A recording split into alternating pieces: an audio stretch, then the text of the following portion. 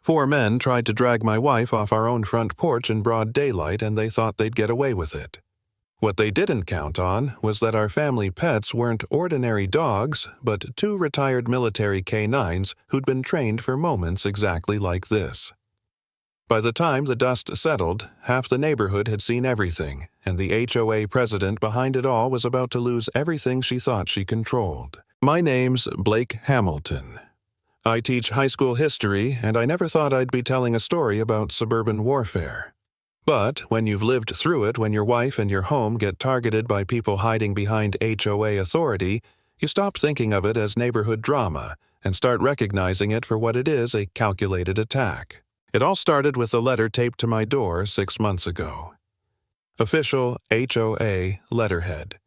Legal language, the whole act.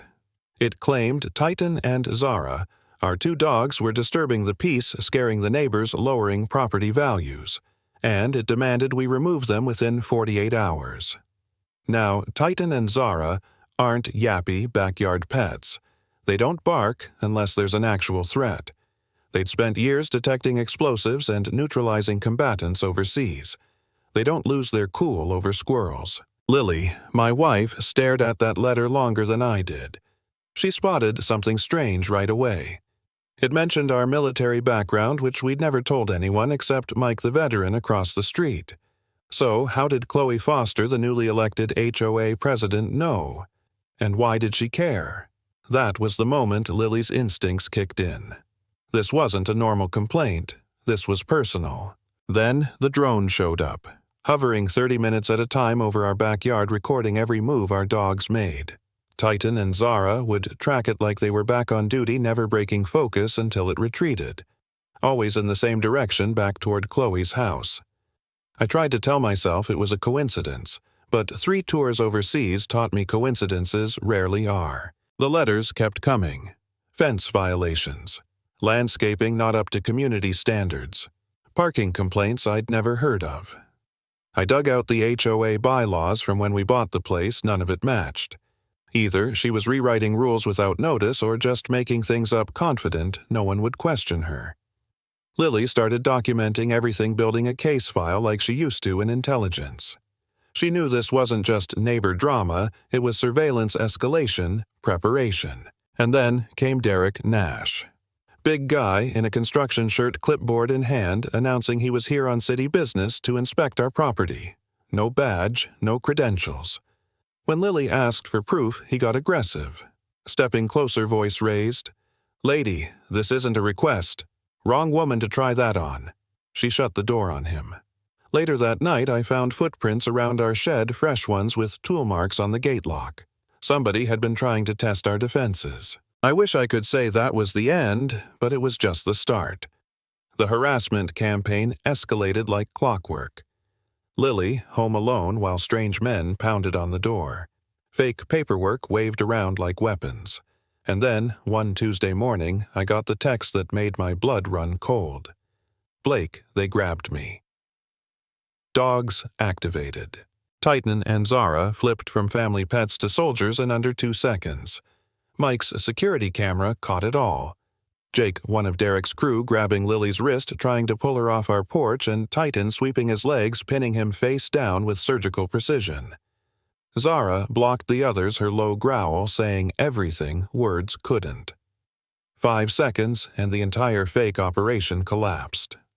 Derek's phone, still recording, showed exactly who started it. By the time I raced home, neighbors were already outside, some filming, some yelling at Derek and his crew to get off our property. Even Mrs. Patterson, who usually stayed out of everything, shouted, "Those dogs showed more restraint than you did." That was the day Chloe's plan began unraveling. Deputy Carter showed up, ex-military herself, and after watching the footage, she knew right away the real aggressors weren't on 4 legs.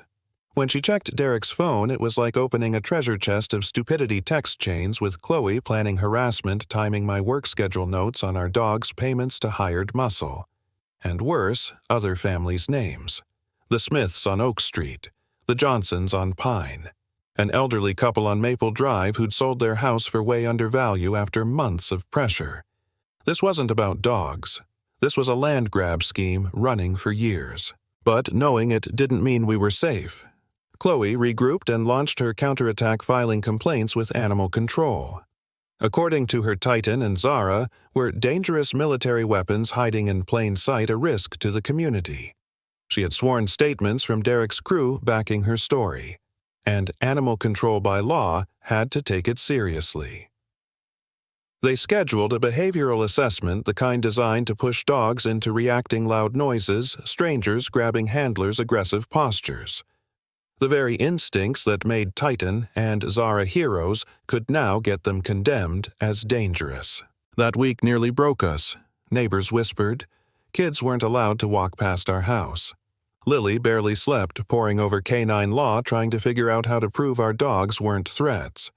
And for the first time, I thought about giving up. Sitting at our kitchen table staring at those violation letters, I actually wondered if we were the problem. Maybe we should move. Maybe Lily was right. Maybe exposing Chloe years ago had been a mistake. I felt defeated, like no matter how hard we fought, she'd always find a new angle. But Lily, God bless her, snapped me out of it. Bad people always blame good people for their mess, she said, her eyes red from exhaustion. If we let her win, we're no better than the families she's already destroyed. That was the moment I remembered who I was, who we were. We weren't going to run. Friday came, and with it, Chloe's biggest mistake.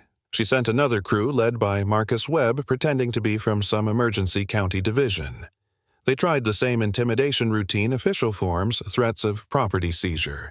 But this time, Titan and Zara were ready, and so was the neighborhood.